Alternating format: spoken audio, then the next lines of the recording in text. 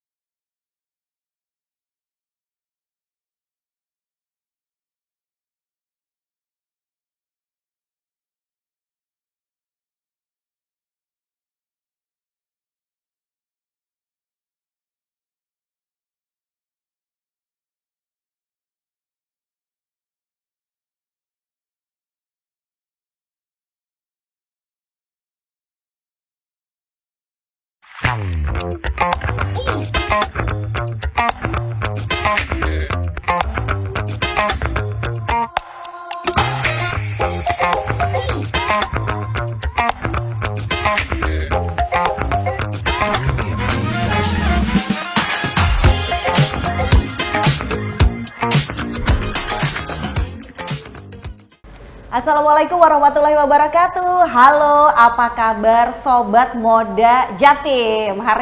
Siang hari ini senang sekali saya Rina Fahlevi dapat hadir di acara Smart Transportation Podcast. Wah, luar biasa ya.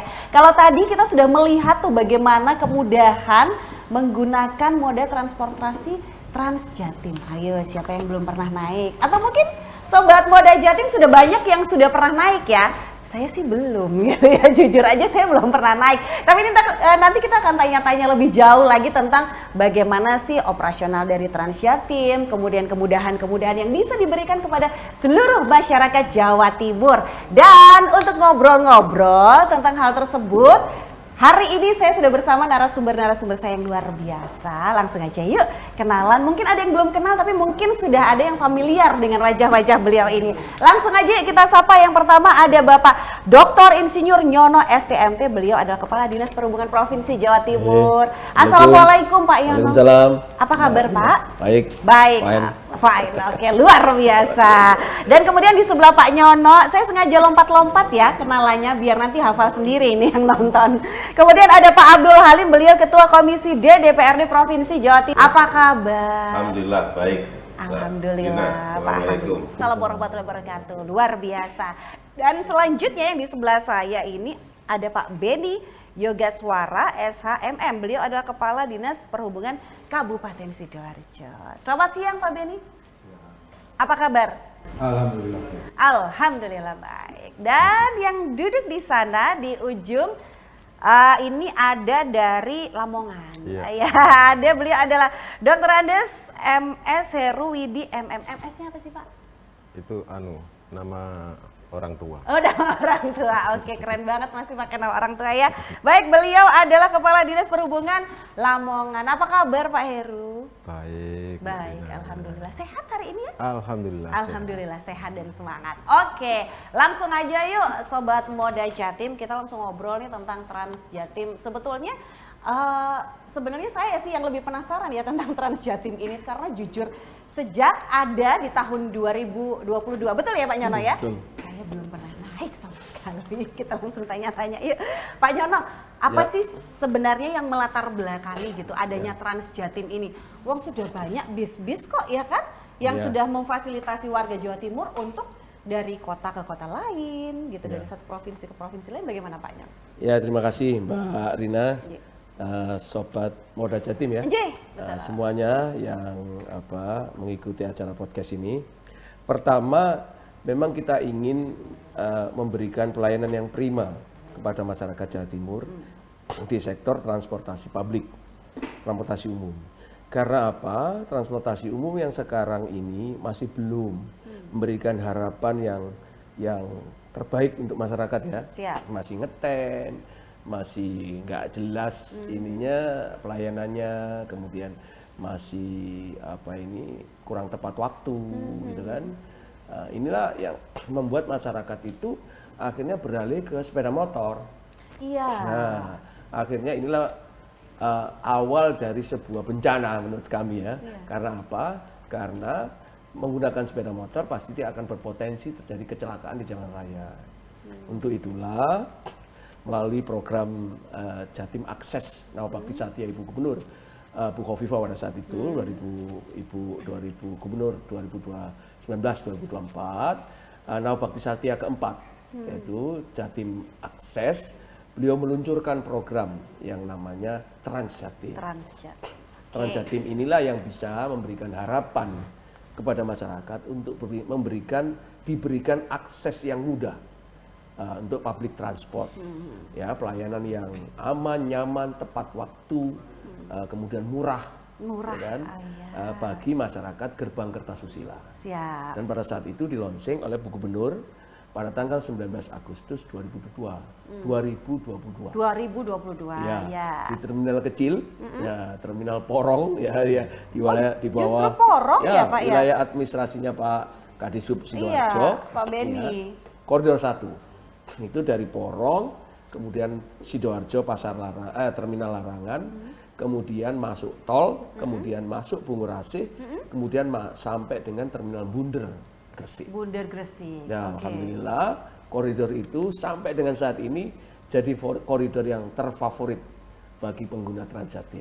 Wah, Jadi sampai keren. sekarang load faktornya sampai dengan 140 sampai 150%. 140 sampai 150%. Ya, jadi berdiri. Jadi Waduh. banyak yang antri kadang-kadang sampai tidak kebagian gitu kan. Gitu. Oke, Akhirnya oke, kita oke. meluncurkan Luxury Trans Jatim. Wah, ada luxury juga. Luxury Trans Jatim.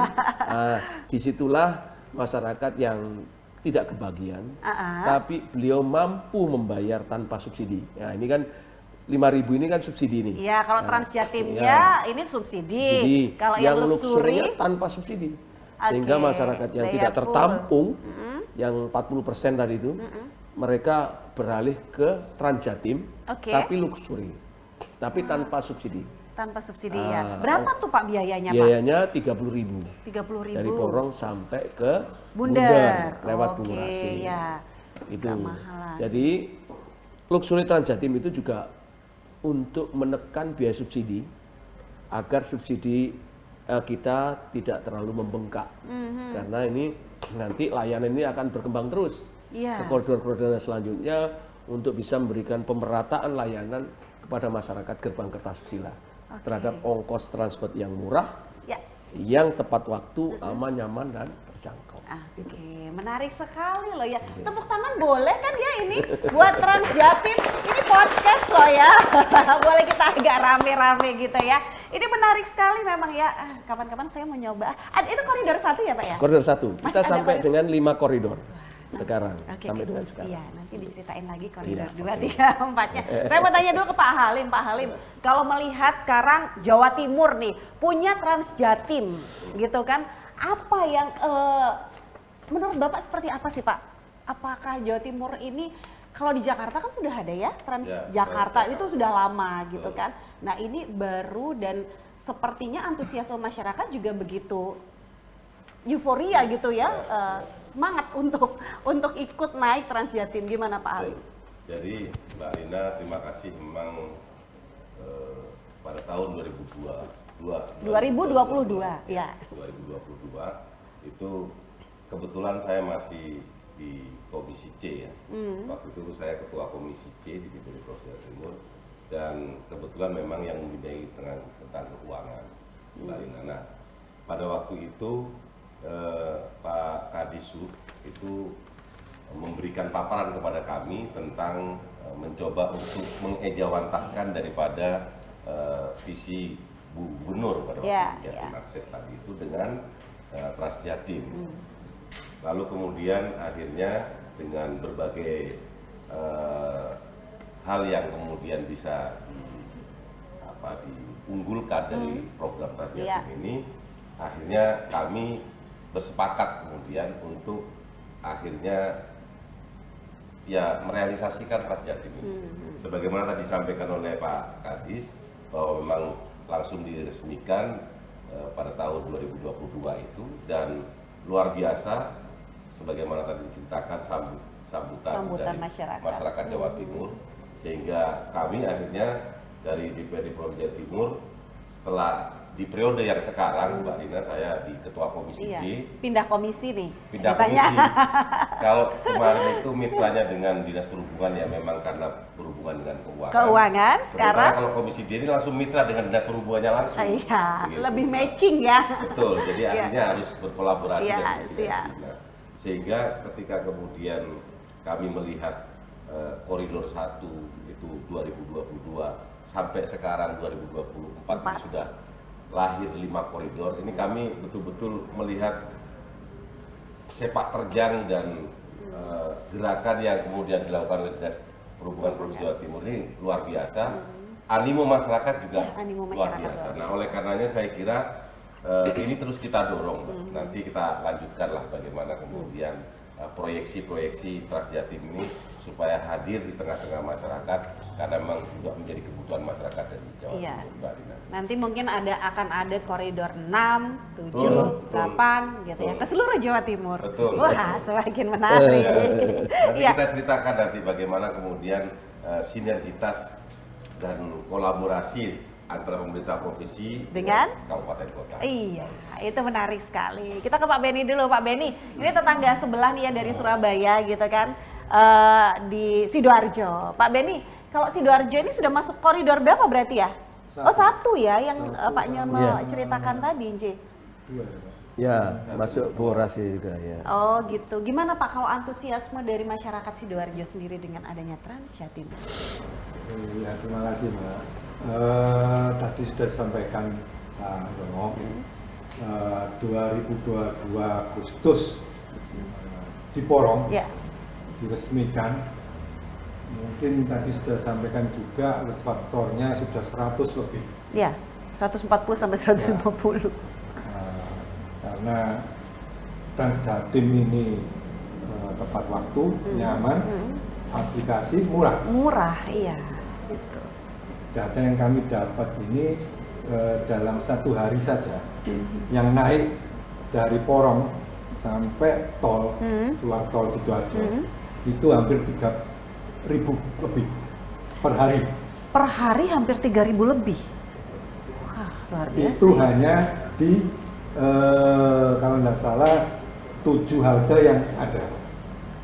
Oke. 3.000 lebih per hari hanya di sekian halte yang ada.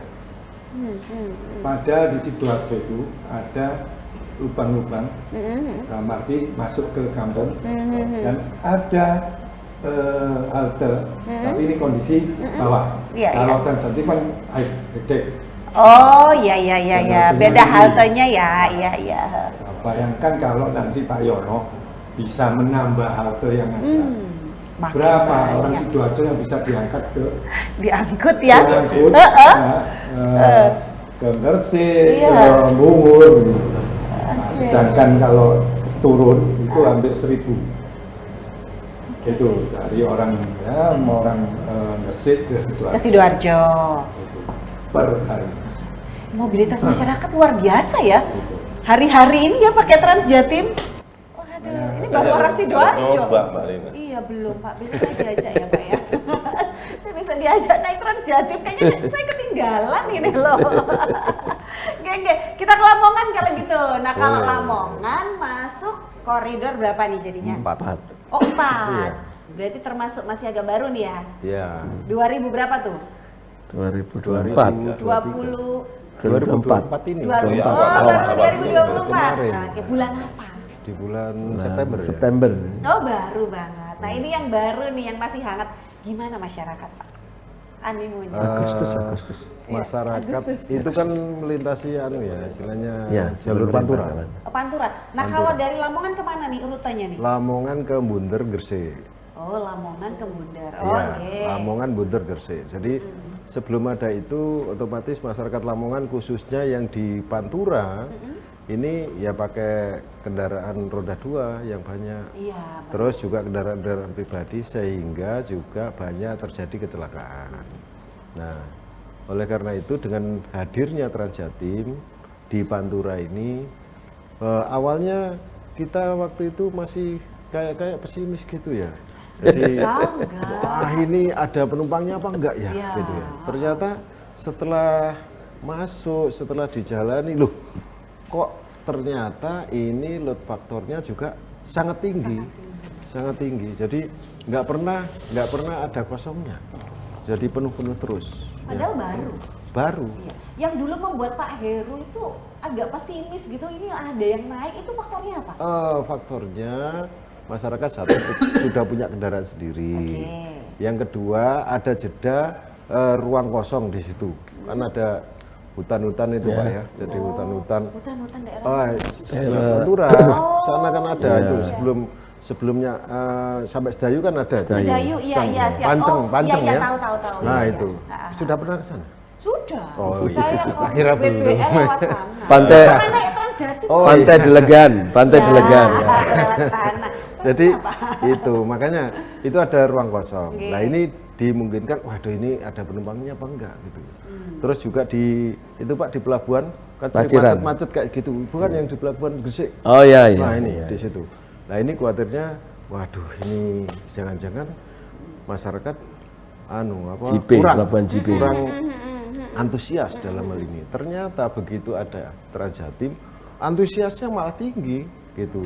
Dan sekarang saya dengar ini Pak Kadishub, Prof, masyarakat Pantura kalau bisa Pak bisnya ditambah lagi gitu. Nah, itu bisa ditambah lagi. Kalau memang itu luxurinya kan memang sudah ada. Nah, ini mohon luxurinya yang ditambah juga. Iya. Karena luxury juga ternyata menjadi pilihan transportasi bagi masyarakat yang ada di sana. Jadi tidak hanya dia 5.000 murah, tidak. Ternyata ya luxury juga banyak peminatnya. banyak. Mau bayar lebih asal nyaman. Iya.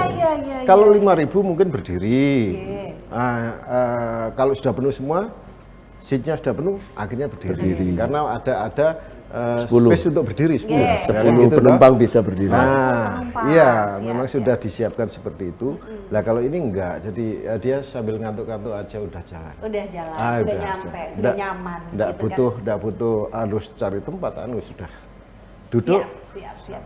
Jadi masyarakat sampai saat ini tidak mempermasalahkan ya masalah biaya luxury itu. Iya. Enggak, Kalau dibilang lumayan. Yang Saya penting ada kira layanan. Justru Tepat malah waktu. diharapkan. Jadi ini menjadi pilihan ya, menjadi pilihan untuk luxury ini kualitas daripada transportasi itu sendiri. Memang Transjatim ya sudah sangat berkualitas dibandingkan dengan angkutan atau transportasi yang lain. Tetapi luxury pilihan kualitas yang lebih nyaman dalam berkendara, dalam naik angkutan atau transportasi umum ini.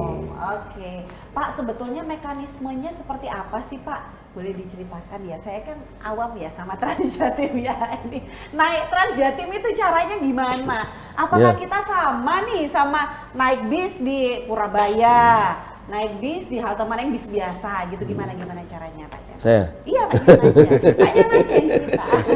Ya gini Mbak Rina, pemirsa, pendengar apa ini? Sobat Moda Jatim. Jadi kalau pemula kita harus download aplikasi karena Transjatim ini berbasis transportasi digital, ya? berbasis digital, berbasis aplikasi. Aplikasinya namanya Transjatim Ajaib. Aplikasi Transjatim Ajaib. Itu kita bisa download di Play Store, App Store, sudah ada semua. Udah. Nah, nanti setelah download itu sudah ada menu-menu yang sudah ditampilkan. Mau bayar secara digital bisa, pakai semua dompet digital bisa. Bisa, bayar kartisnya dulu bisa. Nanti bayar di atas bus juga bisa. Pakai alatnya pakai e-money karena pembayarannya elektronik, ya kan. Nanti kalau masyarakat yang tidak punya e-money itu boleh bayar di atas pakai manual, tapi nanti dibantu pramugara untuk tap e-money-nya. E-money-nya dari bisnya. Ini tujuannya untuk apa? Masyarakat kita tidak semua punya e-money. Tidak semua paham digital, ya kan? Terus masyarakat kita yang tidak paham itu kita fasilitasi, ada pramugara di situ. Itulah bedanya Transjatim. Nah, ini masyarakat kita hadir untuk melayani. Kita melayani masyarakat yang mungkin mohon maaf ini ibu-ibu yang tidak kenal digital, tidak kenal ini. Itu kan saya punya uang, saya hanya punya uang, boleh nggak bayar? Boleh. Jadi pakai tap, nanti pramugara yang men-tap dengan e-money-nya pramugara.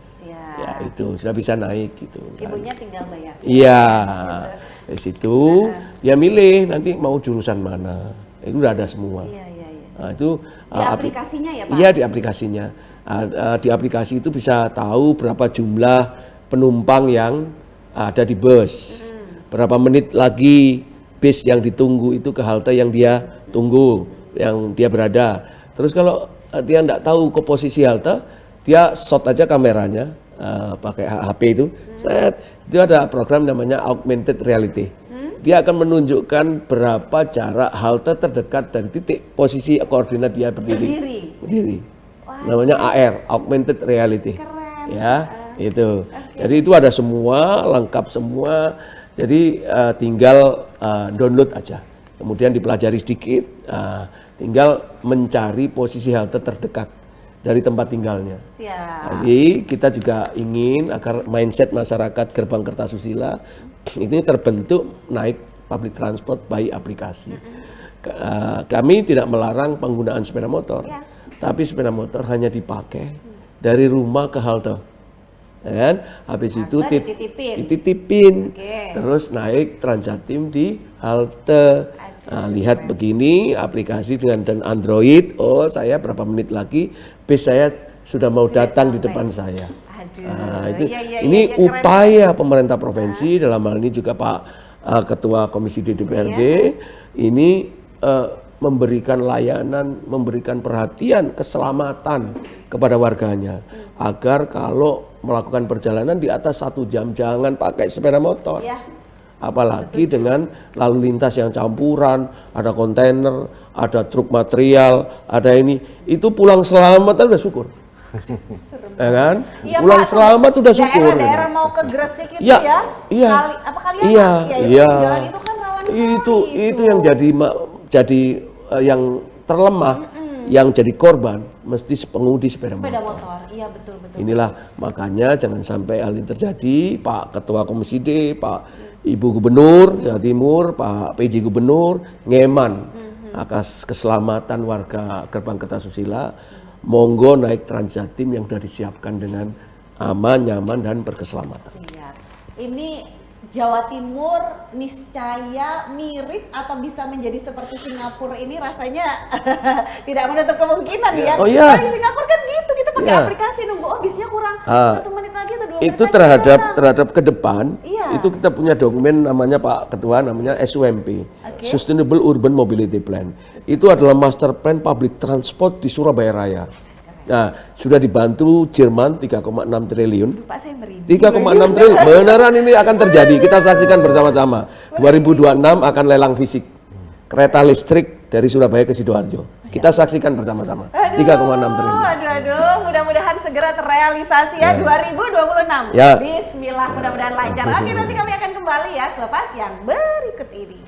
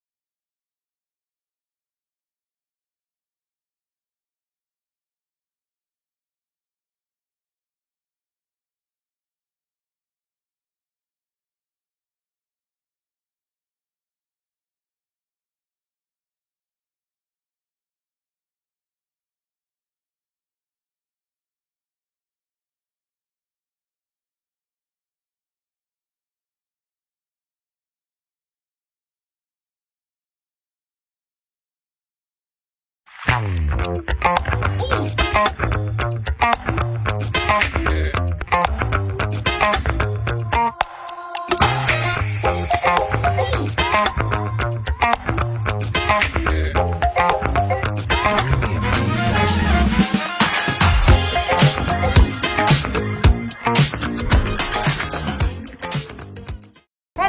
kembali lagi bersama kami. Boleh minta tepuk tangannya dulu dong yang di studio. Biar siangnya semakin meriah, semakin seru. Kita ngobrolin tentang Trans Jatim. Buat teman-teman semua, Sobat Moda Jatim yang belum pernah naik Trans Jatim, seperti saya, rasanya ini ada satu kewajiban yang belum kita gugurkan, begitu ya. Jadi setelah nonton podcast ini, rasanya ayo sama-sama yuk kita naik Trans Jatim. Nanti sama saya ya. Kita lanjut lagi nih, kita ke Pak Halim nih. Ya, Pak Halim, ini kalau kolaborasinya seperti apa sih dari DPRD, Komisi 7 ini? Komisi D. Oh, Komisi D, astagfirullahaladzim, Komisi 7 DPR RI.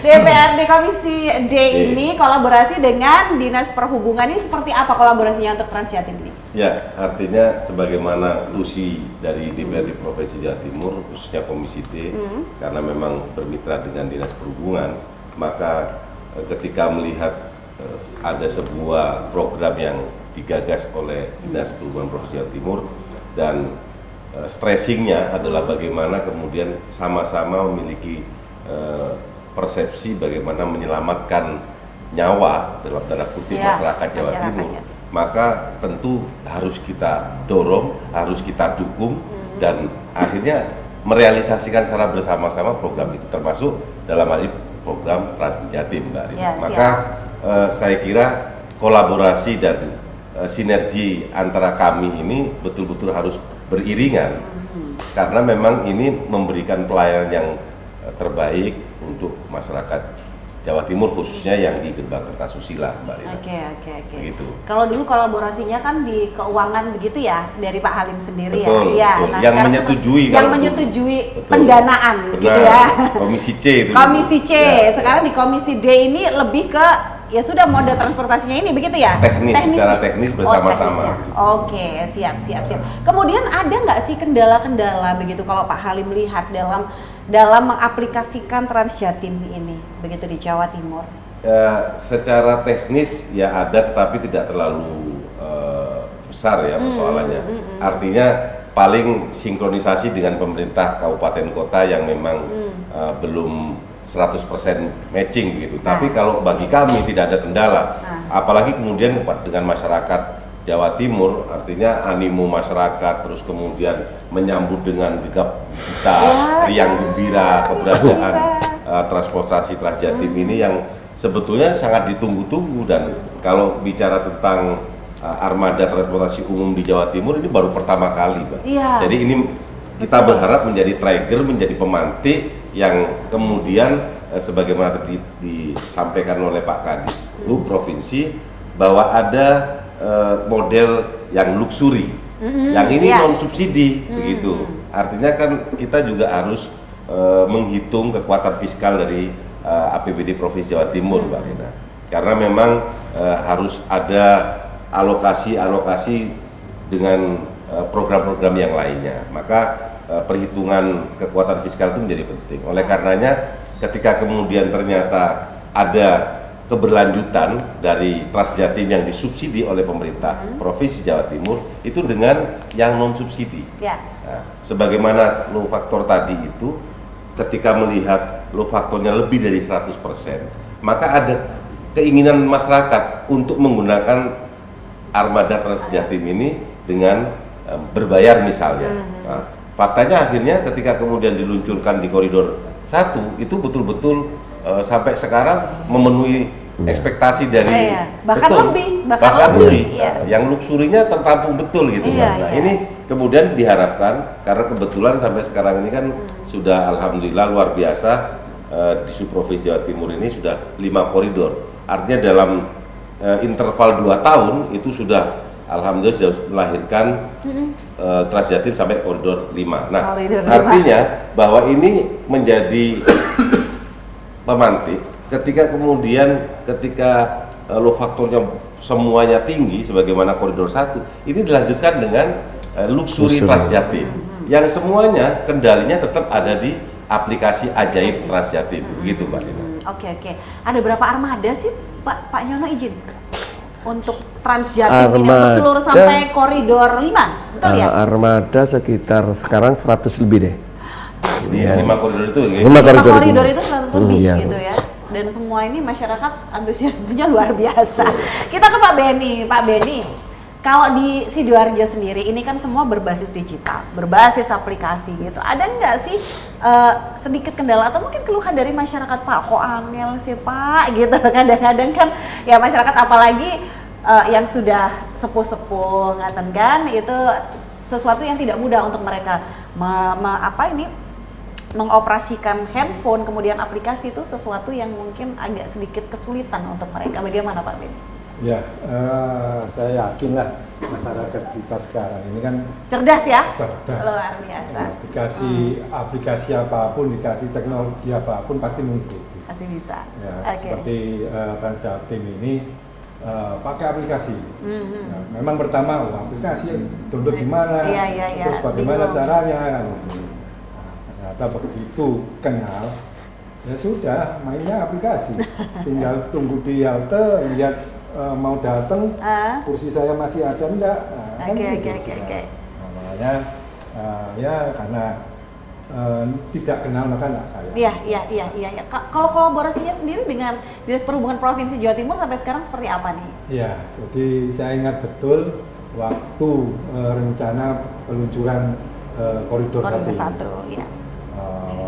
Pak Yono menyampaikan mau ada angkutan Sidoarjo Gresik. Saya kira waktu itu karena Sidoarjo Gresik, wah berarti ini di terminal Larangan. Terminal Larangan itu kebetulan punyanya provinsi. Siap.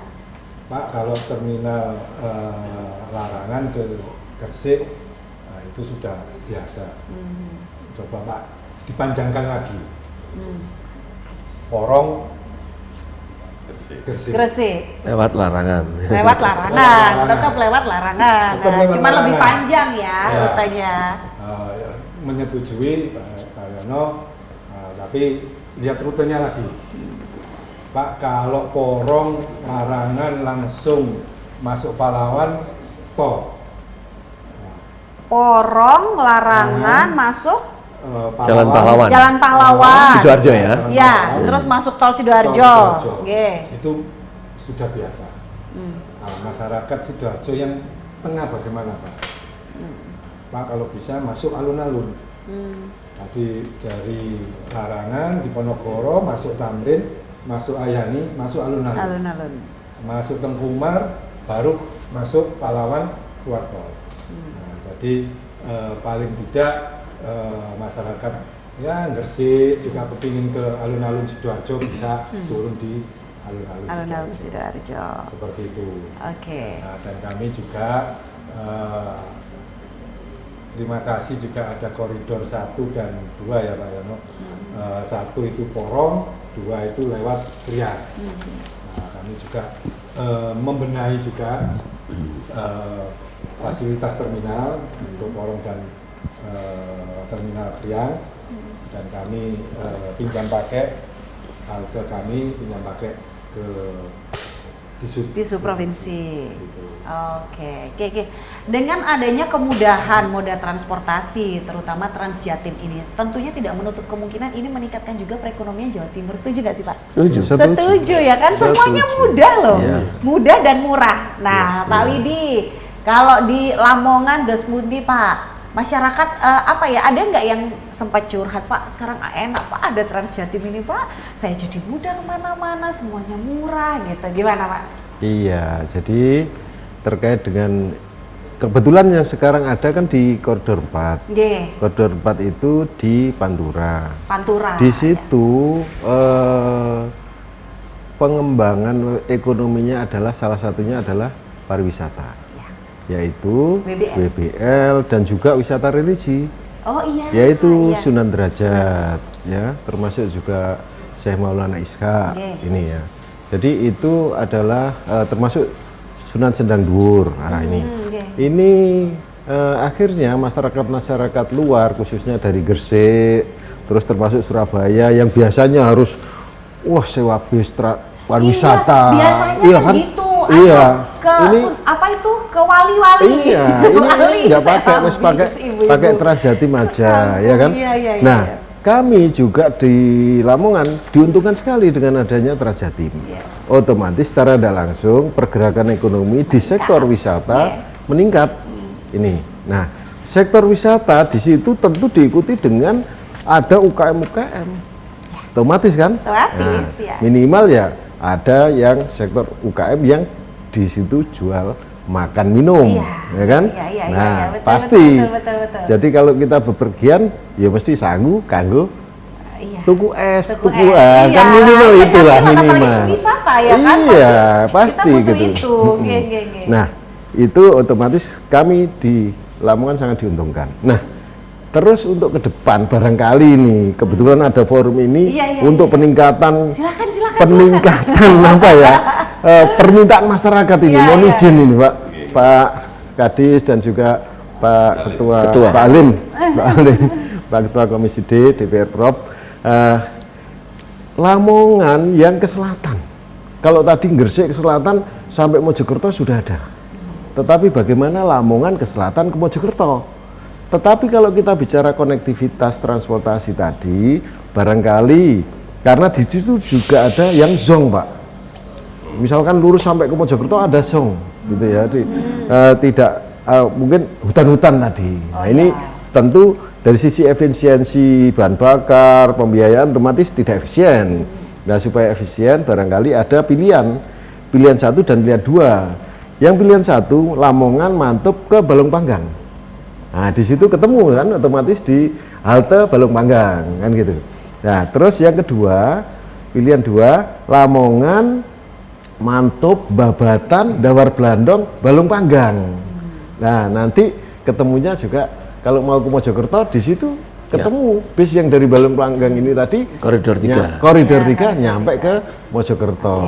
Nah, ini saya kira itu Mbak Rika. Jadi ini juga diisi daerah-daerah yang zong tadi. Betul. Termasuk karena perkembangannya di wilayah selatan itu juga sudah banyak industri-industri. Nah, sehingga pekerja-pekerja ini kadang-kadang apalagi kalau waktunya hujan. Harus pakai jas hujan, ini ya. Kalau ada Transjatim itu insya Allah semakin tinggi pelayanan kita kepada masyarakat dengan transportasi umum ini tadi. Terus Pundi Pak Nyono langsung ditanggapi boleh? Ya, terima kasih. Tanggapan dari Pak Halim. Terima kasih Mbak Vina. Saya setuju dengan Pak Kadisub Lamongan Pak Irwidi. Jadi nanti ke depan izin Pak Ketua Komisi D mohon support karena beliau yang menyetujui anggaran ini. Kami harus seizin beliau. Nanti ke depan memang kan Jatim ini di gerbang Kertasusila itu kurang 5 koridor lagi. Tapi kami berusaha untuk memperpendek panjang rutenya. Supaya apa? Supaya biaya subsidi kita tidak terlalu membengkak. Karena tadi kekuatan fiskal daripada Pemprov Jawa Timur juga harus diperhitungkan. Kami juga nanti masuk ke luxury untuk juga mengurangi subsidi. Nah, subsidi yang nanti dihemat dengan operasionalnya luxury yang tanpa subsidi ini bisa kita ratakan di koridor yang lain. Masyarakat yang membutuhkan pemerataan layanan Transjatim. Yaitu nanti salah satunya adalah yang disampaikan Pak Kadisub Lamongan, yaitu dari Balong Panggang, kemudian Mantub, bisa skenario kedua nanti kita lihat sampai ke mana ini? Ada Lamongan, Babatan, dari Terminal Lamongan, Pak. Iya betul. Terminal Lamongan, dari Balong Panggang, dari Balong Panggang, Mantub sampai ke Terminal Lamongan. Ya, itu untuk yang integrasi Mojokerto Lamongan yang selatan. Kemudian kami juga mengintegrasikan juga dari Mojokerto, Mojosari, kemudian ke arah Porong lewat Apollo, Nusa Dua. Saya putar lagi karena kenapa saya harus lewat Apollo, Kabupaten Pasuruan, karena disitulah integrasi base AKDP ke arah selatan ke Malang lewat bawah, Iya. sama ke arah timur lewat Nusa Dua, sebelum Bangil. Iya. Nah, itu disitulah Transjatim melayani masyarakat untuk ke arah timur dan ke arah selatan ke arah Malang di tanpa tol di bawah, jalur bawah, arteri, Pak, arteri. Nah, nanti terintegrasi di Terminal Porong. Oke. Nah, itu yang kedua. Yang koridor 7 ya. Koridor ke-8 nanti saya akan masuk rencananya dari Sidoarjo lewat tengah, lewat Sukodono. Oke, ya. Nah, ini sebagai pengganti saya sebetulnya ingin masuk ke arteri. Namun karena situasi sosial, gesekan sosialnya belum bisa kami selesaikan, kami akan berusaha lewat tengah. Dari Terminal Larangan, masuk ke Jalan Pahlawan, masuk ke Suko ke kanan, kemudian ke arah Sukodono, kemudian sampai ke Sepanjang. Sepanjang. Sepanjang, terus Puspa Agro, Sepanjang, kemudian saya masuk ke kaki Surabaya, perbatasan antara Surabaya dan Sidoarjo, karena itu harus kewenangan kami antara Surabaya dengan Sidoarjo, trayeknya masuk nanti kembali lagi, mungkin lewat Kletek masuk lagi ke arah Puspa Agro, kemudian kembali ke Larangan. Nah, ini itu akan bisa integrasi dengan koridor 2 yang dengan Bungurasi ke Krian menuju ke Mojokerto. Nah, itu yang ke-8.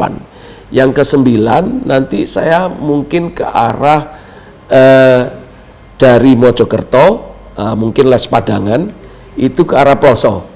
Nah, nanti akan kami ke kaki Jombang. Kaki Jombang, perbatasan Mojokerto ke kaki Jombang.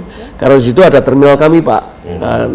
Namanya terminal tipe B, terminal Kepuh Sari. Nah, di situ sehingga kami harus ke sana. Kemudian yang satunya lagi mana ya? Lupa saya.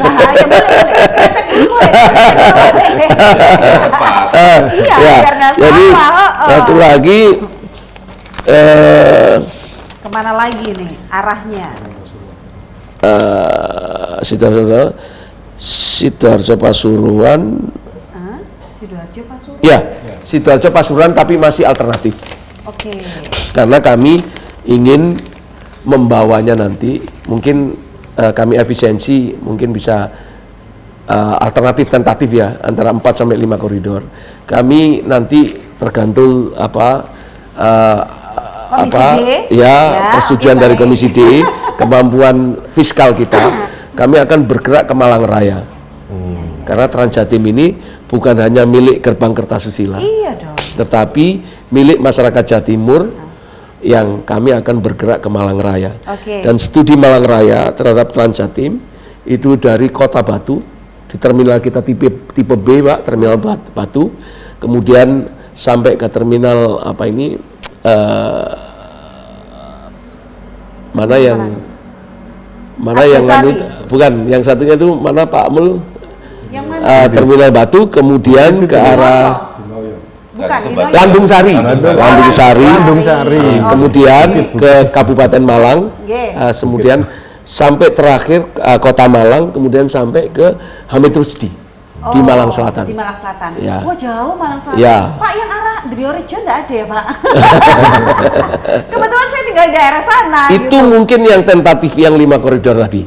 Tinggal 1 koridor kan? 1 koridor. Nah, itu ada upaya memang dari Sidoarjo lewat Legundi, kemudian ke arah itu Driorejo itu ke arah nanti mungkin ke arah mana itu Gresik itu Senes terminal Bunder. Oh, Bunder. Ya. Jadi nanti membudungkan antara Gresik dengan Surabaya Barat. Ya, itu Sidoarjo. Nah, itu tentatifnya di situ. Tentatif. Mudah-mudahan enggak yang 5 koridor. Benar-benar bisa terrealisasi. Pak Halim, simpan dulu, saya simpan dulu pertanyaan saya ya. Kita harus break dulu, jangan kemana-mana ya, Sobat Moda Jatim. Kami akan kembali.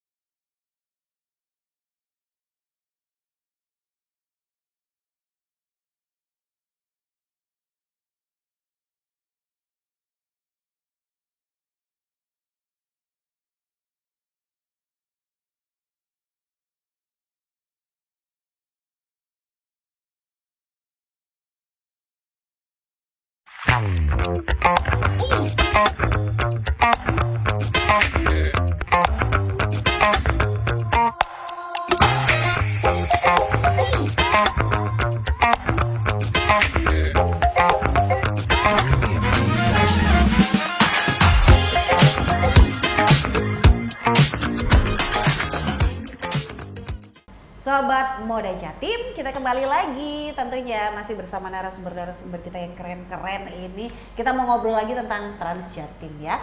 Untuk Anda semua yang pengen tahu lebih banyak tentang Trans Jatim, langsung aja stay tune ya. Jangan stay tune, tetap di podcast, apa sih namanya tadi sampai lupa. Nyontek dulu Smart ya. Transportation. Oh iya, Smart Transportation Podcast. Baru sekali soalnya diundang. Mudah-mudahan nanti kalau ada 2 kali. Ngarep.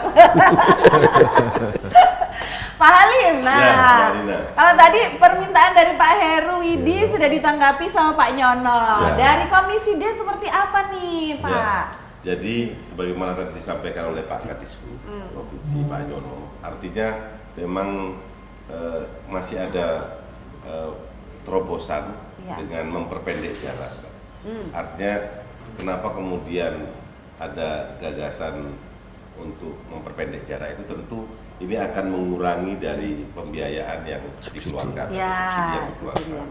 Nah, kalau kita melihat Mbak Rina bahwa dalam 5 koridor yang sudah existing ini itu hampir 170 miliar APBD provinsi yang kemudian dikeluarkan untuk membiayai. Ini kan by the service ini, Mbak. Iya, Betul. Artinya ini ke operator yang kemudian menjalankan operasional 5 koridor ini. Nah, terobosan yang kemudian dibuat oleh Kadisub Provinsi Jawa Timur Pak Nyono ini, bagaimana kemudian supaya mengurangi nilai subsidi. Meskipun sebetulnya ini kalau kita diskusinya sebetulnya panjang, artinya begini, ada kewajiban daripada pemerintah itu ketika bicara tentang kesehatan, ketika bicara tentang pendidikan, gitu ya.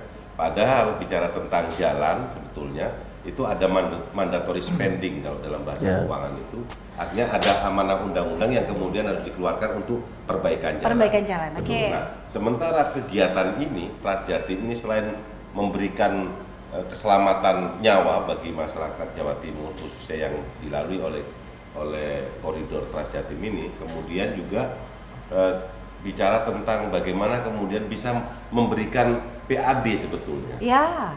Ada dua mekanisme dari berbayar, kemudian dari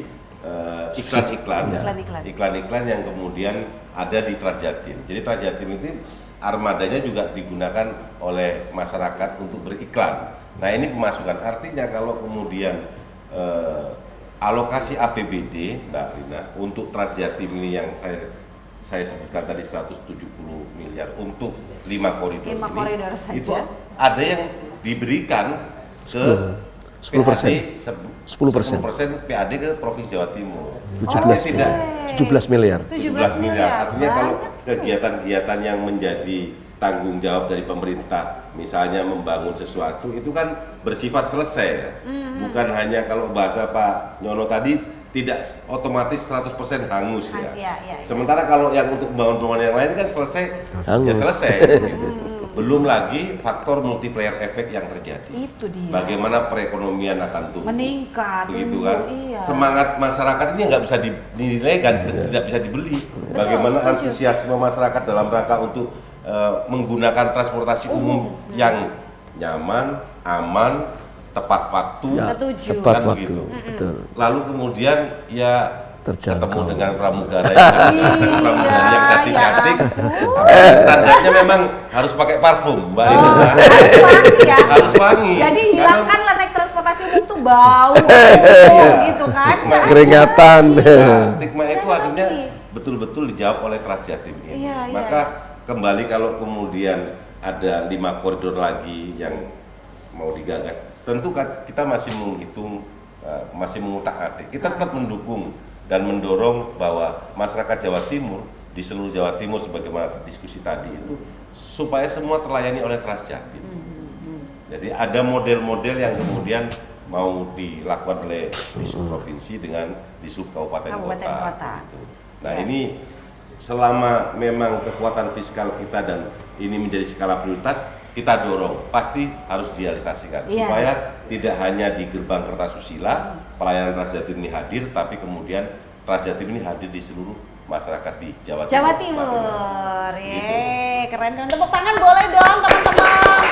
Transjatim Jawa Timur, wah tidak hanya di gerbang Kertasusila, mudah-mudahan ya kita berdoa bersama akan segera terrealisasi. Amin. Ya, amin. Kita kepanjangan lagi Pak. Kalau berbicara tentang Transjatim, ini apakah sudah menjawab kebutuhan transportasi bagi seluruh masyarakat? Khususnya sekarang masih gerbang Kertasusila ya, belum ke Jawa Timur. Gimana Pak Nyono? Ya, ini upaya-upaya kita Mbak Rina, bagaimana menyelamatkan banyak nyawa manusia, terutama yang pengemudi sepeda motor. Ya, ini untuk menjawab itu. Kemudian untuk bagaimana emisi bisa turun, bagaimana kecelakaan bisa turun. Ya, kalau ini tidak bisa dikendalikan, artinya shifting dari kendaraan pribadi ke kendaraan umum itu tidak bisa dikendalikan, artinya tidak tercapai, gagal. Itu menurut studi SUMP 50 tahun ke depan Surabaya Raya ini akan ada 7 juta ton per tahun emisi yang harus dihirup oleh warga kota gerbang Kertasusila. Mengerikan. Untuk itulah memang Transjatim ini salah satu atau bagian dari upaya merubah mindset masyarakat gerbang Kertasusila untuk menggunakan public transport agar terhindar dari 3 tadi itu. Ya, kecelakaan di jalan raya, mengurangi emisi, kemudian mengurangi kemacetan di jalan raya yang membakar subsidi BBM begitu besar. Ya kan, kalau kita menggunakan kendaraan pribadi masing-masing, itu pemerintah pusat juga kewalahan itu melakukan subsidi BBM kan. Nah, makanya itulah upaya yang bisa kita lakukan. Namun ke depan kita harus sesuai dengan rekomendasi SUMP bahwa public transport backbone terbesar itu strategi nasional itu harus terjadi di gerbang Kertasusila. Tadi sampaikan dalam diskusi tadi itu ada yang namanya proyek SRRL, Surabaya Regional Railway Line, yaitu kereta listrik nanti yang beroperasi di gerbang Kertasusila yang sudah dibantu Jerman 3,6 triliun. Nah, itu transportasi bersih, green environment tanpa emisi, ya kan? Itu backbone-nya, itu adalah garis public transport strategis nasionalnya. Ya, nanti kita Transjatim mengikuti itu semua sesuai dengan stasiun-stasiun yang mereka layani nanti lalui. Nah, itu Surabaya Sidoarjo untuk koridor 1, 3,6 triliun sudah terjadwal di pemerintah Indonesia untuk gerbang Kertasusila. Kita saksikan bersama-sama nantinya Surabaya Sidoarjo, ya kan? Kami juga berusaha ke depan. Jerman juga membiayai koridor 2 dari Pasar Turi menuju Babat Lamongan, kemudian dari Wonokromo, Gubeng, Wonokromo, Sidoarjo, Mojokerto, itu koridor 3 Pak, kereta listrik yang green transportation, yang ramah lingkungan. Ya, kemudian bagaimana public transport yang lain sudah ada di SUMP, ada pembangunan LRT, MRT, ada BRT, bus rapid transport. Nah, itu semua ada di dalam rekomendasi Sustainable Urban Mobility Plan, dokumen public master plan pembangunan public transport di Surabaya gerbang Kertasusila, Surabaya Metropolitan Area yang sudah ngeling dengan Bappenas, yang sudah bisa menerima stand by loan dari negara-negara maju yang bisa memberikan penguatan atau keberpihakan terhadap green transportation. Ya, di negara-negara berkembang karena mereka sudah melakukan itu. Bis listrik, bis mereka sudah melakukan itu. Nah, kita negara-negara berkembang harus juga seirama dengan mereka untuk menyelamatkan global warming. Ya kan? Supaya bumi tidak panas. Akhirnya membawa bencana bagi umat manusia di seluruh dunia.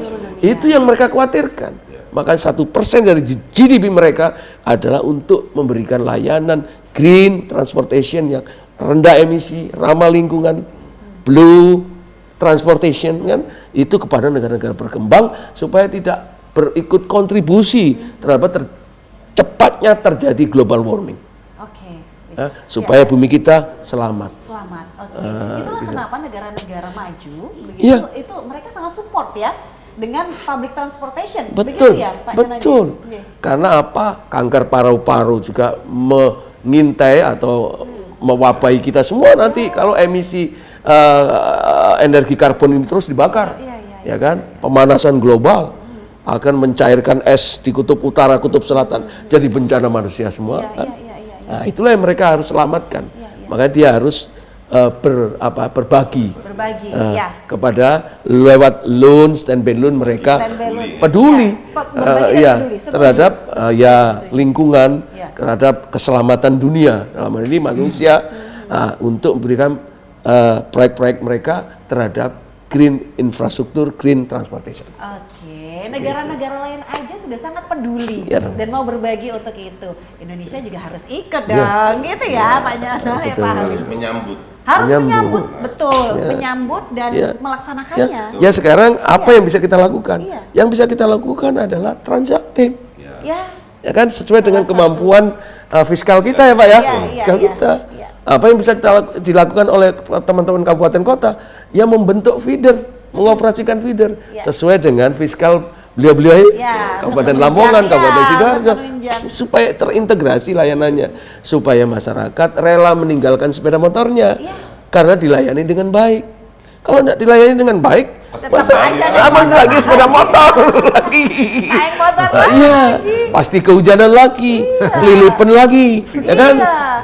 Terus jatuh lagi kan, resiko kecelakaan lagi. Jangan sampai ini terjadi. Kita harus berkolaborasi, kita harus bersinergi, berintegrasi supaya mindset masyarakat Gerbang Kecil terbentuk. Setelah itu kalau sudah terbentuk, ini semua menggunakan public transport, operator atau Pemda dalam hal ini akan diberikan tab penghasilan melalui PAD lebih besar. Karena banyak manusia atau warganya yang menggunakan public transport. Kita Transjatim aja udah bisa mengembalikan 10% dari ini. Jadi kita 170, kita kembalikan 17 miliar.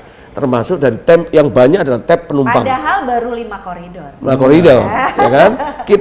Kami udah waktu itu Bu Gubernur, kami laporkan Bu Gubernur, Bu Khofifah pada saat itu, kita target bisa semaksimal 50%. 50% bisa kita kembalikan dari iklan yang sudah disampaikan oleh Pak Ketua. Iklannya itu gimana sih Pak? Iklan itu mereka harus sewa.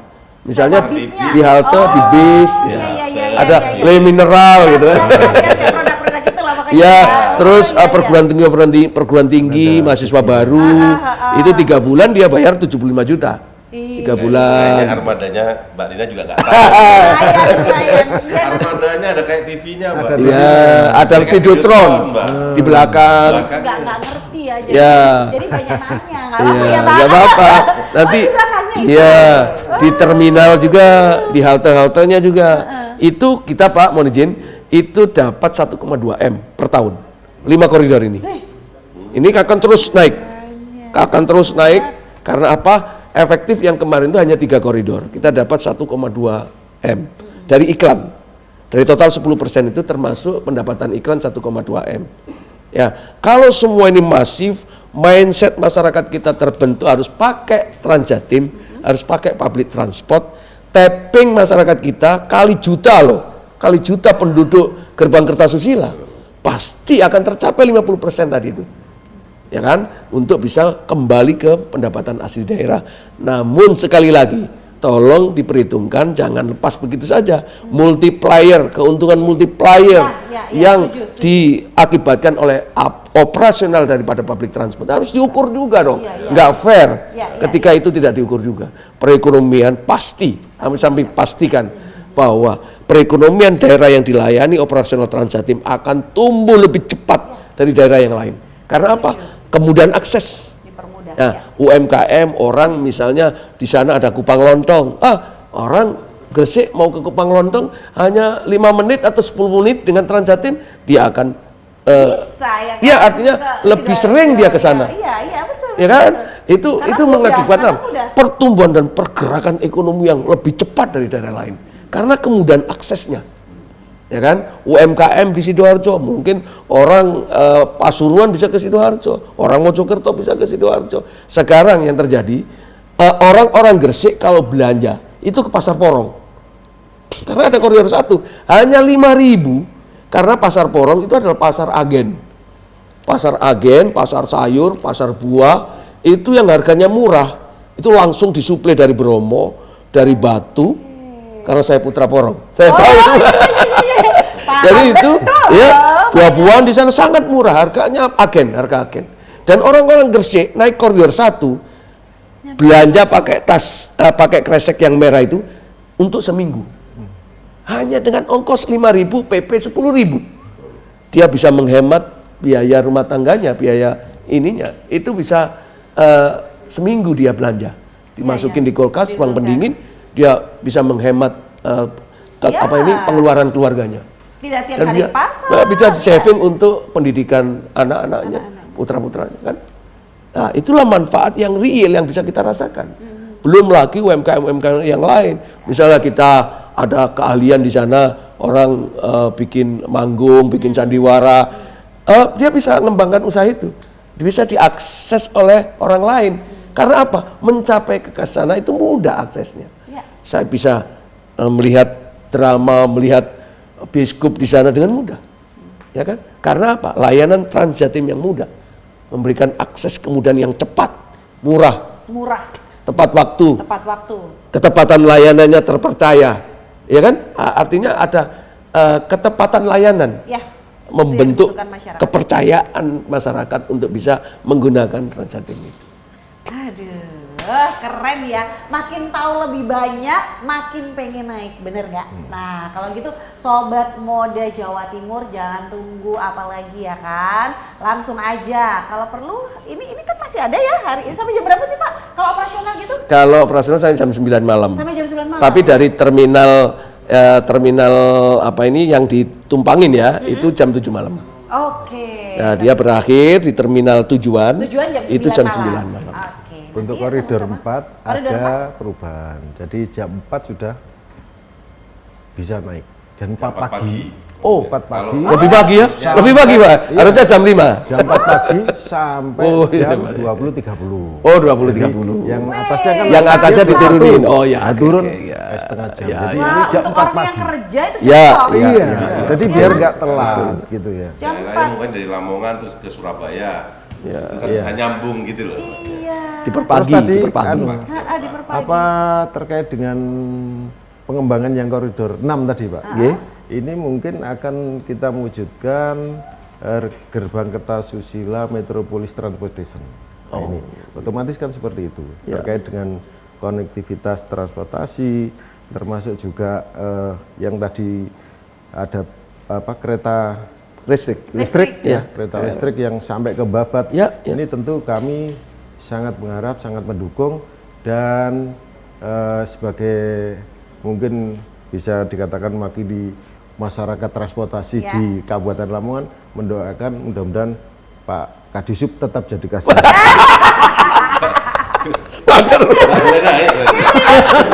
Naik boleh. Naik boleh. Oh nanti beda visi lagi. Oh, beda lagi. Ya, kita luruskan dulu sampai selesai lah ya. Iya. Oke, jangan kemana-mana sampai yang berikut itu. Aku guyon. Iya.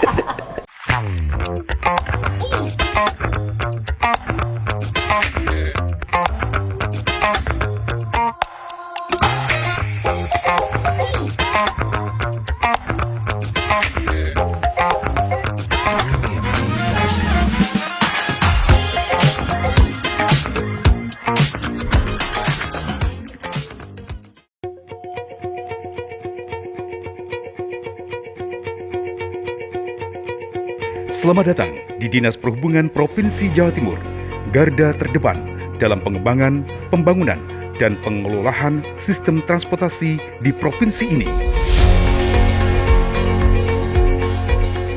Sebagai institusi yang berdedikasi untuk meningkatkan kualitas transportasi, kami bertanggung jawab atas perencanaan, pengaturan, dan pengawasan semua aspek perhubungan di Jawa Timur.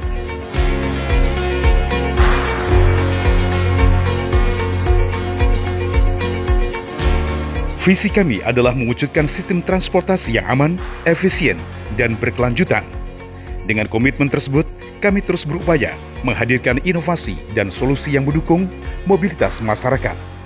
Demi mendukung kelancaran sistem transportasi di wilayah provinsi ini, berbagai UPT tersebar di seluruh kabupaten dan kota di wilayah Provinsi Jawa Timur.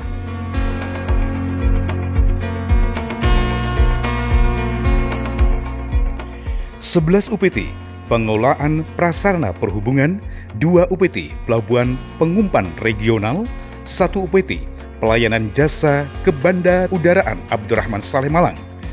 Masing-masing bertanggung jawab untuk mengatur, mengawasi, serta meningkatkan layanan transportasi sektor darat, laut, udara, dan kereta api. Kami mengelola berbagai program untuk memperbaiki infrastruktur transportasi, termasuk peningkatan kualitas terminal dan pengembangan sistem transportasi umum. Tujuan utama Dinas Perhubungan Provinsi Jawa Timur adalah menciptakan kenyamanan dalam bertransportasi bagi masyarakat. Kami berfokus pada peningkatan infrastruktur, pengelolaan lalu lintas, dan pengembangan transportasi publik yang terintegrasi, agar perjalanan menjadi lebih aman, nyaman, dan lancar di seluruh wilayah provinsi. Dengan upaya ini, kami berharap mobilitas masyarakat Jawa Timur semakin meningkat melalui akses transportasi yang lebih baik. Selain itu, Dinas Perhubungan Provinsi Jawa Timur juga berperan aktif dan keselamatan berlalu lintas. Kami menerapkan berbagai inisiatif untuk meningkatkan kesadaran dan kepatuhan pengguna jalan. Kolaborasi dengan berbagai pihak termasuk pemerintah daerah, sektor swasta, dan masyarakat adalah kunci dalam mencapai tujuan kami. Bersama-sama, kita membangun masa depan transportasi yang lebih baik untuk Jawa Timur. Keselamatan adalah salah satu fokus utama dalam penyelenggaraan transportasi. Terjadinya kecelakaan salah satunya adalah akibat rendahnya tingkat kesadaran masyarakat terhadap pentingnya keselamatan dan keamanan dalam berlalu lintas. Keselamatan merupakan salah satu fokus utama dalam penyelenggaraan transportasi. Banyaknya kecelakaan salah satunya adalah akibat rendahnya tingkat kesadaran masyarakat terhadap pentingnya keselamatan dan keamanan dalam berlalu lintas. Saya, Dr. Nyono STMT, Kepala Dinas Perhubungan Provinsi Jawa Timur, menghimbau kepada seluruh masyarakat pengguna moda transportasi, khususnya di Jawa Timur, agar turut serta mewujudkan transportasi yang aman dan nyaman demi keselamatan kita semua. Karena keselamatan transportasi merupakan kebutuhan dan tanggung jawab kita bersama. Dinas Perhubungan Provinsi Jawa Timur melayani dengan hati. Wassalamualaikum warahmatullahi wabarakatuh.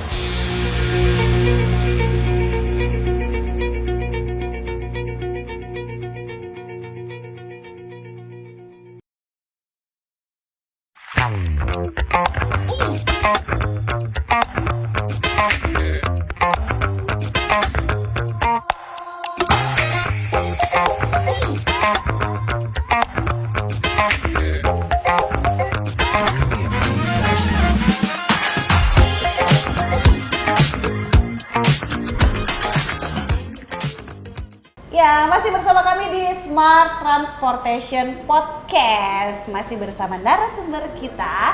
Dan sekarang saya mau menuju ke Pak Beni nih, Pak Beni. Tadi kan kita sudah sempat singgung sedikit nih tentang feeder yang menunjang begitu ya untuk transportasi publik ini, terutama Trans Jatim. Nah, di Sidoarjo sendiri bagaimana, Pak Beni? Bisa diceritakan dong buat kita nih. Ya, Mbak, sebelum ke sana, tadi Pak Heru kan sudah Iya, seru ya. Saya harus nyampaikan juga. Monggo silahkan. Ya. Oh iya Pak Halim. Sampaikan. Iya sekalian di sini. Pak Halim nyampaikan ke mungkin gubernur terpilih ya. Pak Yono biar disuka aja. Kasih tahu, kayak semoga lah. Semoga ya loh Pak. Selesai dulu Trans Jatim ini ya baru ya. Ini aja kita sudah jam berapa? Belum selesai. Ini masih bicara transportasi darat. Pak Yono pada laut ya, udara ya. Perkereta apian. Perkereta apian ya. Juga, iya. Ini padahal semua berhasil. Nah, makanya tetap aja Pak. Tetap aja Pak, jangan kemana-mana dulu. Karena bayangkan 2022 sampai sekarang sudah berapa koridor sudah ada? Ya, tadi sudah 5 koridor. 5 ya. 3 tahun 5. Ya. Dan ini semua Belum pelabuhannya yang kita bangun tuh. belum itu. Iya. Nah, ini masih Banyak bicara Pak PR-nya angkutan Pak, darat. iya. Ya. Dan ini semua koridor ini semua subsidi. Iya Pak ya. Iya. Tadi yang disampaikan Pak Yono, kalau sudah subsidi, ya masih tidak dipandang. Gitu. Beratlah Pak Yono memperjuangkan subsidi ini. Nah, nanti kalau bicara transportasi, subsidi dan tadi yang disampaikan Pak Yono, dampak sampingnya sebenarnya macetnya. Iya. Karbon itu sudah berapa ya? Iya, emisi karbon. Nah, uang berhenti itu sudah berapa? Iya. Ini memang nggak Keselamatan kelihatan. juga. Keselamatan Iya. juga kan? Kalau dibandingkan dengan subsidi mungkin jauh lah dampak ini tadi. Nah, tadi juga Pak Yono nyampaikan Jawa Timur dapat loan. Nah, harapan kami Sidoarjo dapat loan dari provinsi. Amin. Untuk apa nih? Untuk feeder? Iya. Iya, Ini kan oke. gini. Ayo sekalian curhat nggak apa-apa Pak. Orang tempatnya. Waktu itu kami rapat dengan Pusat Pertatusila. Nah, Pak, kami ini hanya menikmati Transjatim. Tapi di dalam jalurnya Transjatim itu, kami ada feeder, ada angkutan, ada lem. Nah, kalau bisa ya, tadi itu kami mohon ada loan. Ada loan ya? Kami siapkan Untuk nanti Sidoarjo. kajiannya. Ini tinggal satu kajian, nanti yang kami akan sampaikan ke Pak Yono. Nah, kalau bisa ya paling tidak 3 tahun lah Amin. untuk subsidi nanti Iya. kami teruskan. Gitu. Makanya kalau transportasi sudah subsidi ya ini Pak Yono jagonya. Saya masih belajar sama Pak Yono. Iya, siap. Jadi menunggu kebijakan nih ya, gitu. Iya. Karena ya ini kalau tidak kita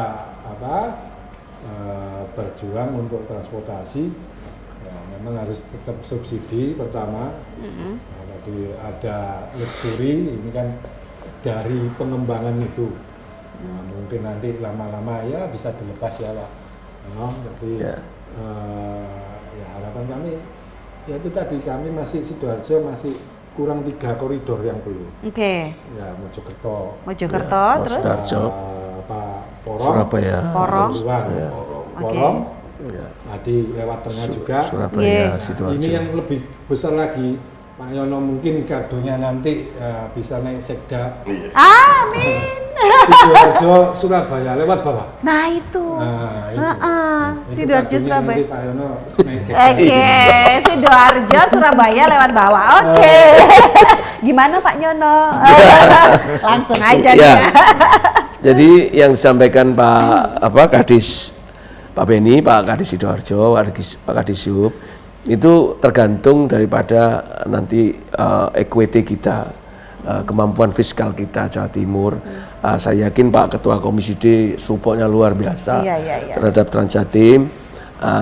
Memang yang sangat nanti diharapkan Sidoarjo menurut kami itu adalah yang lewat tengah bawah, itu dari Larangan menuju ke Sukodono, itu daerah sangat padat Sidoarjo dan pemakaian sepeda motor yang sangat luar biasa besar sekali, sehingga bisa mengurangi pemakaian sepeda motor, mengurangi kecelakaan, mengurangi kemacetan, mengurangi emisi di sana.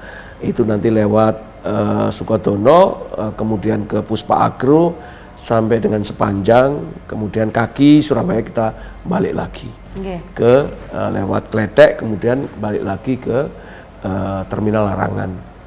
Nah, ini untuk yang Sidoarjo, mudah-mudahan itu bisa menjadi bagian dari 10 koridor untuk gerbang Kertasusila. Siap. Kami akan concern ke sana karena kalau itu nanti kami ingin akumulasi dari pelayanan Transjatim yang sudah mendekat ke posisi yang pelayanan masyarakat, saya yakin mindset masyarakat akan berubah, beralih. Dia akan rela meninggalkan sepeda motornya. Ya. Dia akan titip di halte-halte Transjatim dan dia naik Transjatim yang murah, namun tepat waktu. Ya. Nah, ini yang kita harapkan. Ya. Nah, itu Iya, iya. Pak Jadi Ben. memang merubah mindset masyarakat untuk yuk sama-sama yuk naik public transport itu tidak semudah membalikan telapak tangan. Betul ya Pak ya? Iya. Jadi ini perlu waktu ya teman-teman. Tidak semudah kita ayo besok kita naik transport umum gitu kan. Ini salah satu upaya kita ya. Hari ini salah satu upaya kita untuk mengajak semua sobat Moda Jatim untuk yuk sama-sama kita memanfaatkan transportasi umum ini.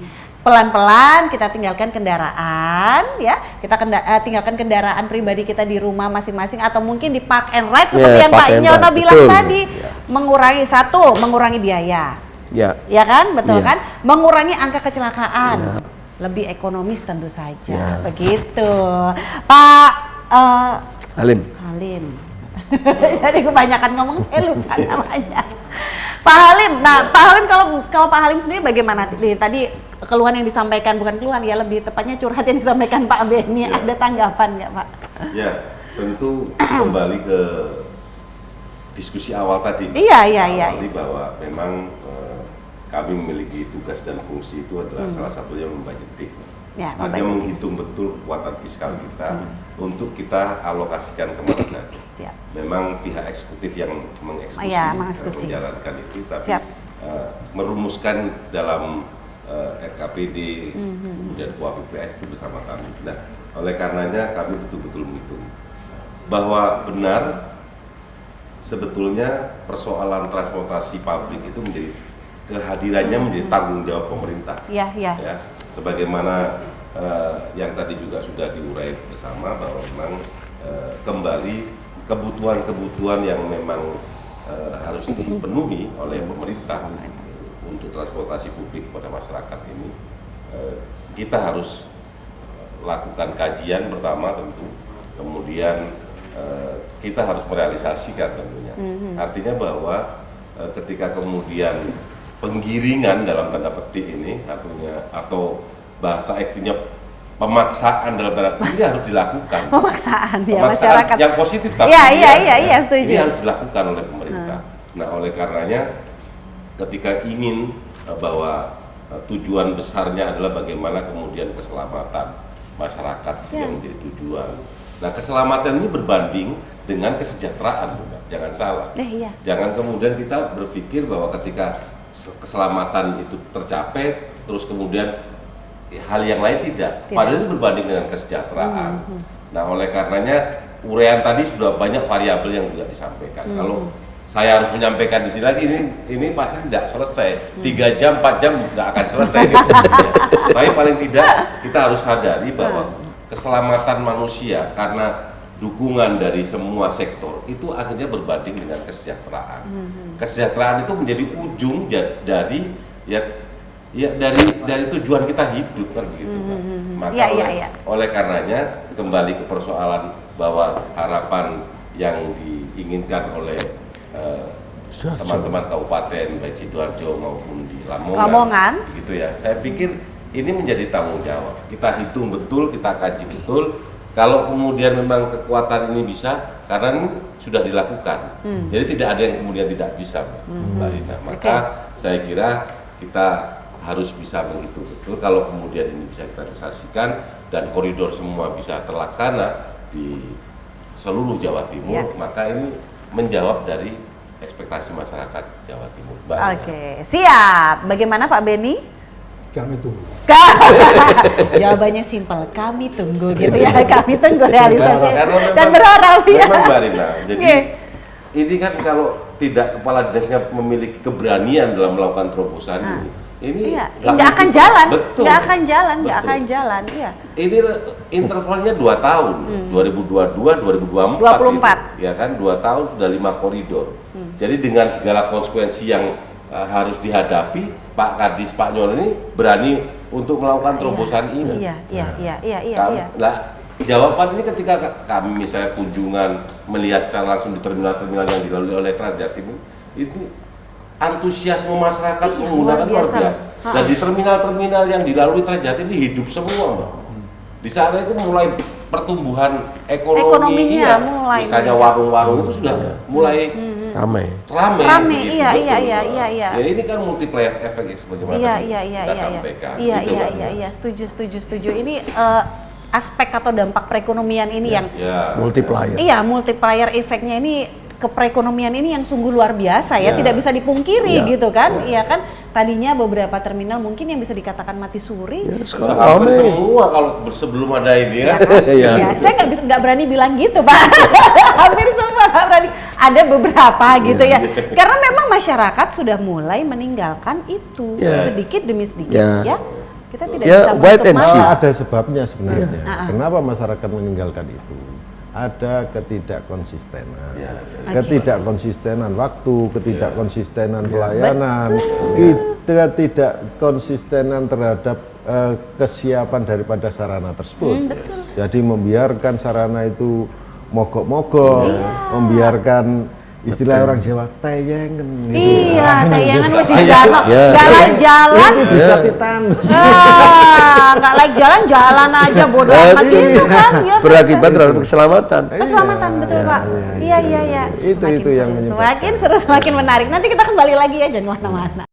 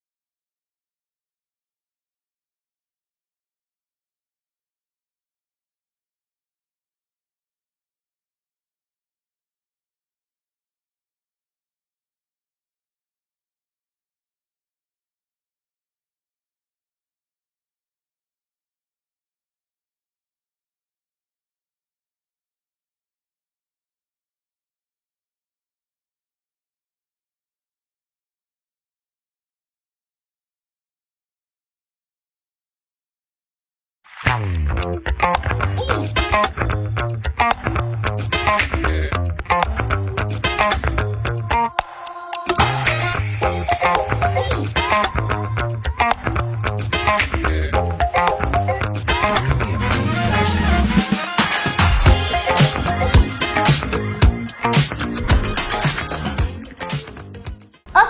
nggak kerasa sudah di segmen terakhir. Ternyata membahas Trans Jatim ini tidak cukup hampir 2 jam ya Pak. Butuh berapa jam kira-kira kita diskusi ini soal Trans Jatim aja. Masih banyak yang mau kita tanyakan, masih banyak yang ingin diungkapkan oleh Pak Heruwidi dan Pak Benny gitu kan. Sekarang kita ke Pak Heruwidi aja. Tadi katanya ada yang waktu kita break ada di spill mau menyampaikan sesuatu, masih ada yang diganjalnya. Silakan Pak. Iya, terima kasih. Jadi ini yang sangat penting untuk kita sadari semuanya ya. Jadi efek daripada perbaikan kualitas transportasi publik ini tentu akan berimbas pada peningkatan perekonomian. Dan pasti juga harus disadari bahwa sektor transportasi itu menjadi urat nadi utama dalam pengembangan perekonomian. Setuju. Jadi nggak bisa kita mau menjual apa, mau berdagang apa, mau membuka usaha apa tanpa didukung dengan adanya transportasi. Yang nah, memadai. kita bicara transportasi tidak hanya terkait dengan sarana angkutannya, tetapi juga fasilitas-fasilitas yang lain yang perlu didukung. Tentu itu menjadi yang harus kita sadari semuanya, itu menentukan berkembang pesatnya perekonomian adalah sektor transportasi. Jadi ini bukan karena kita didisup ya, tapi ya memang ini. Tapi memang itu penting. Itu penting. Iya, urat nadi. Iya loh. Urat nadi perekonomian. Iya. Nah, tadi kalau bicara Trans Jatim, tentu kami di masyarakat Kabupaten Lamongan ini sangat berharap koridor 6 berarti kan sudah di depan mata kan gitu ya. Koridor 6 sebagai alternatif angkutan masyarakat ini ya, transportasi umum, transportasi publik. Kalau tadi beliau sampaikan bahwa masyarakat harus rela meninggalkan kendaraan atau sepeda motornya pribadi. Ya, gitu ya. Untuk beralih ke itu. Transport umum. Ini saya bisa gambarkan gini. Tidak hanya sepeda motornya yang ditinggalkan, yang direlakan, tetapi kenyataannya kendaraan roda 4-nya pun ditinggalkan. Karena mengefisiensi pembiayaan. Mengefisiensi pembiayaan. Dan itu terjadi di terminal Bundar sekarang. Terminal Bundar penuh tempat parkirnya. Tanpa ada gengsi dari masyarakat untuk naik transport umum gitu. Jadi bahkan ada banyak orientasinya. Orientasi terkait dengan ini satu faktor harga atau pembiayaan. Yang kedua mungkin faktor karena belum pernah. Nah, seperti Mbak Rina tadi ya, gitu penasaran, ya. Gitu kan? Semoga dengan penasaran ini jadi keterusan, gitu kan? Gitu lah. Belum pernah terus ingin naik, ingin mencoba. Nah, ternyata nyaman. Kalau nyaman, waduh, lanjut aja ini. Nah, dilanjutkan karena nyaman, otomatis seperti itu. Lah, ini kaitan dengan Trans Jatim diimbangi dengan yaitu tadi luxury. Jadi kami juga ada di koridor 4 ada luxury 3 ya. Jadi 15 plus 3 jadi ada 18 toh. Jadi 18 itu luxury-nya 3 gitu seperti itu. Nah, ini nanti ada prospektif ke depan ada penambahan luxury. Nah, penambahan luxury otomatis nanti akan juga mengimbangi kaitan dengan biaya subsidi dan juga pemasukan PAD bagi pemerintah kabupaten pemerintah provinsi Jawa Timur. Nah, harapan kami juga dengan tadi yaitu ada feeder-feeder yang di-trigger dari pemerintah provinsi. Nah, tentu ini memang perlu seperti itu. Jadi saya setuju Pak Lim, jadi ini ada pemaksaan atau trigger tentang feeder tadi. Nah, itu dengan itu juga akan ditangkap dengan baik oleh pemerintah kabupaten, itu akan bisa dilanjutkan untuk proses pembiayaannya. Karena dengan sudah terbentuk yang namanya penumpang tadi, keinginan masyarakat, animo masyarakat untuk naik transportasi umum tadi, iya. ini tentu sudah kita tidak usah mensosialisasikan, tidak usah ajak-ajak lagi, sudah tinggal ngitung Sudah, aja, sudah kelihatan, oh Kesadaran ini ya pribadi, seperti ini angkanya sudah jelas. Nah iya. itu saya kira gitu. Tetapi di balik angka atau di luar daripada angka yang kita harus hitung tadi, ini kita ada hal yang utama bahasanya keselamatan, keamanan masyarakat dalam bertransportasi, ini menjadi faktor utama yang harus kita pikirkan dan kita berikan kepada masyarakat, karena itu adalah bentuk pelayanan pemerintah, public service. Jadi pemerintah adalah melayani masyarakat. Saya kira itu. Oke, baik Pak Widi, Pak Halim. Nah, kalau menurut jenengan gimana ini? Kalau kita berbicara dari tadi tentang Trans Jatim ini, dampak positifnya sangat luar biasa begitu ya untuk masyarakat, khususnya Jatim yang terutama ini gerbang Kertasusila yang sekarang masih terakomodir baru itu ya kan. Nah ini jenengan optimis ini masyarakat nantinya akan meninggalkan kendaraan pribadi untuk sama-sama yuk merubah mindset mereka gitu. Mindset mereka akan berubah, yuk kita naik public transport yuk. Ya, ada mimpi ya, ada mimpi seperti ya Singapura lah ya yang kita lihat begitu luar biasa gitu. Sangat bisa dan sangat mungkin itu terjadi. Makanya kan sekarang ini kalau kemudian kita merefleksikan zaman tahun 90-an ya. Waduh, ya. Artinya masyarakat menggunakan transportasi publik itu karena memang kondisi ya. Ya piye maneh gitu, nggak ada yang lain tapi gitu kan. Paling tidak faktanya itu memang transportasi umum sangat laku kan dibutuhkan begitu. masyarakat. Dibutuhkan masyarakat kan itu gitu. Nah, iya. Setelah 30 tahun kemudian hari ini kan perubahan zaman sangat berbeda luar biasa. Ya. Nah, artinya transportasi publik itu mulai ditinggalkan. Nah, hadirnya Trans Jatim ini menjadi jawaban bagaimana kemudian mengembalikan pola pikir masyarakat dalam rangka menggunakan transportasi itu dengan transportasi publik. Tetapi kemudian perbedaan yang sangat fundamental itu adalah bagaimana hari ini transportasi yang dihadirkan oleh Dinas Perhubungan Provinsi Jawa Timur dengan Trans Jatimnya itu memiliki fasilitas yang luar biasa. Kenyamanan, keamanan, harga murah, tepat waktu. Ini menjadi jawaban, menjadi kebutuhannya, kebutuhan masyarakat di era sekarang ini, dan ini jawaban terdigitalisasi, ya kan? Jawaban. Saya kira masyarakat sudah melek IT, Mbak. Sehingga kalaupun misalnya ada yang belum, itu paling sekian persen. Kecil. Nah, oleh karenanya, saya kira saya sangat yakin. Tidak hanya untuk pengguna atau pemilik kendaraan roda 2, roda 4 pun sebagaimana gambaran di terminal Bunder banyak yang sudah dititipkan. Ya, Lamongan juga. Ya kan? Bagaimana kemudian kalau misalnya mereka dari Gresik mau ke Porong sudah kena tol berapa? Ya mahal bensinnya. Kan belum capeknya Mbak, kan begitu. Nah, artinya ini sudah berjalan, berproses. Artinya kalau kemudian kita yakin, ya sangat yakin, karena ini sudah ada. Nah, oleh karenanya tidak hanya roda 2 menurut saya, roda 4 juga. Tinggal bagaimana kemudian nanti ini juga terkoneksi dengan kabupaten kota melalui feeder-feeder tadi itu yang kita siapkan dalam rangka untuk menghadirkan feeder-feeder dengan mekanisme yang SPK kerjasama PKS perjanjian kerjasama.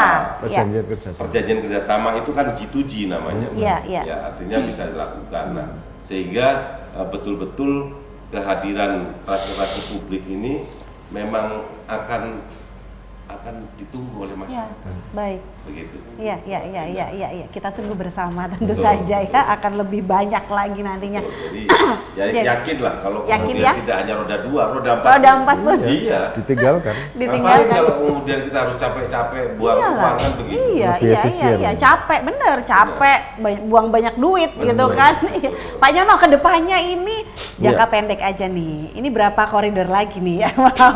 Ini kan mau tahun 2025 nih. Ya kan, silakan Pak Jota. Ya, kita ingin ke depan ini 5 koridor. kami ingin bisa menyelesaikan secepat-cepatnya. Namun memang betul Pak Ketua sudah mendukung kita luar biasa, namun tergantung daripada fiskal kita juga. Ya, betul. Kami ingin secepatnya.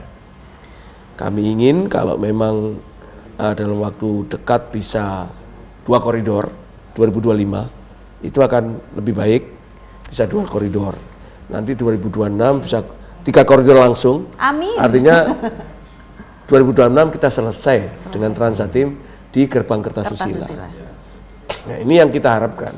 Karena apa? Sekali lagi di dalam pemikiran kami selalu khawatir, cemas ya. Cemas ini bagian dari stres ini ya. Ya. Bagaimana sustainable, keberlanjutan daripada program ini bisa terus menjadi bagian dari keperpihakan pemerintah kita, baik Pemprov maupun DPRD Provinsi Jawa Timur. Karena apa?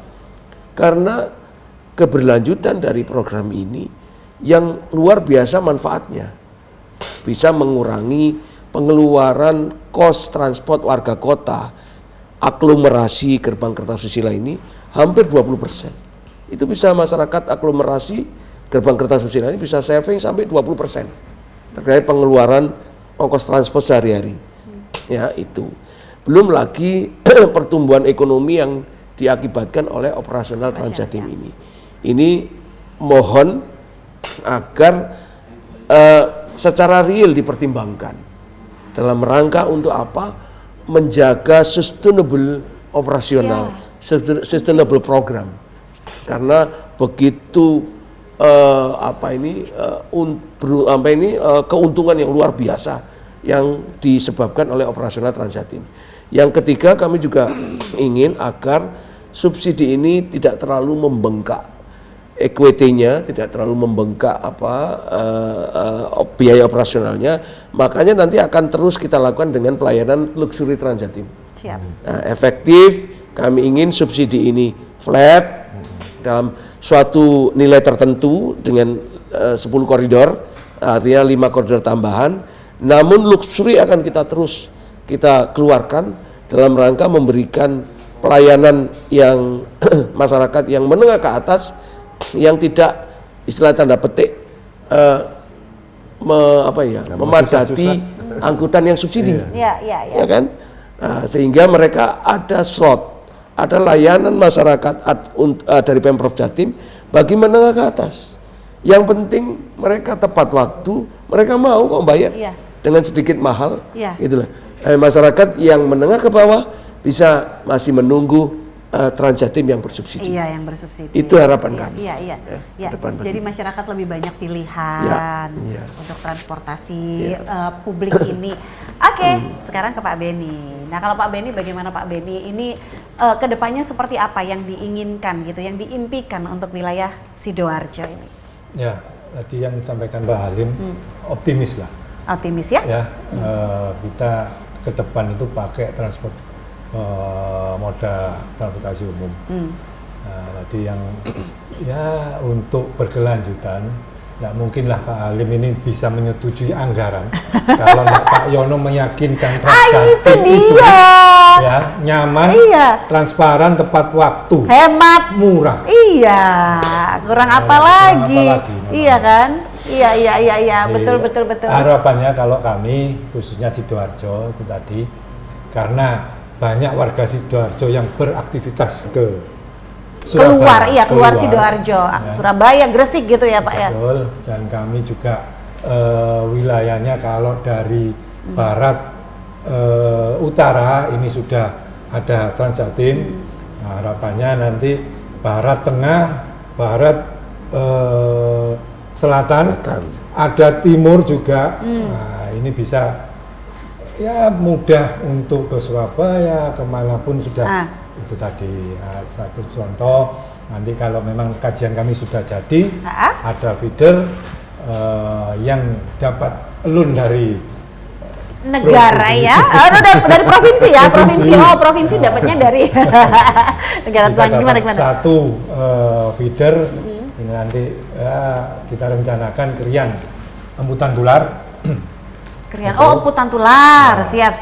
Di masyarakat yang dari barat, ini yang tengah, Krian, Wonoayu, nanti mau ke Surabaya bisa turun ke Delta Surya atau Pondok Jati, naik Trans Jatim, bisa langsung ke Surabaya. Gresik.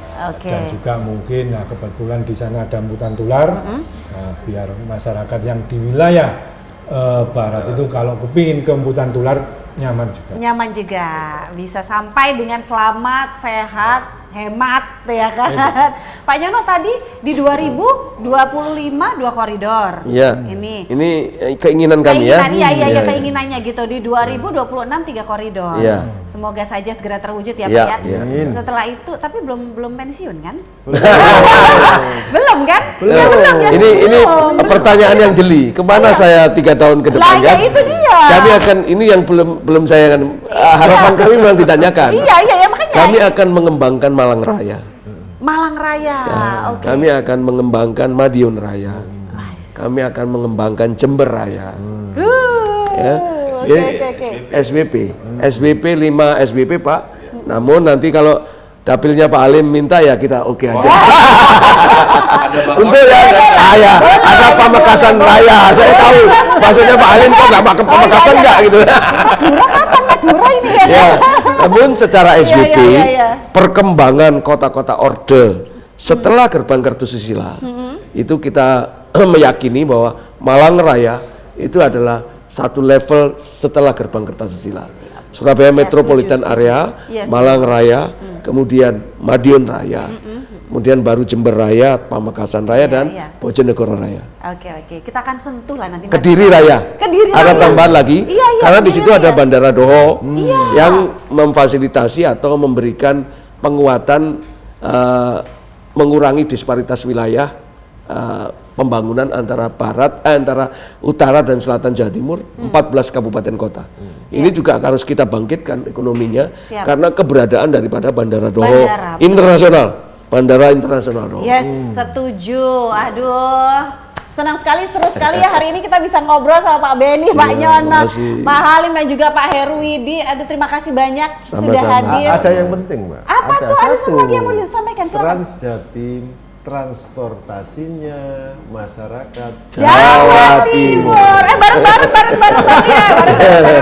ya. Bareng-bareng ya. Saya hitung ya. 1, 2, 3. Trans Jatim, transportasinya masyarakat Jawa Timur. Terima kasih sekali lagi Pak Benny, terima kasih Pak Nyono, terima kasih Pak Heru, terima kasih ya Sobat Mode yang sudah nonton kami. Kita ketemu lagi lain waktu. Dadah. Wassalamualaikum warahmatullahi wabarakatuh.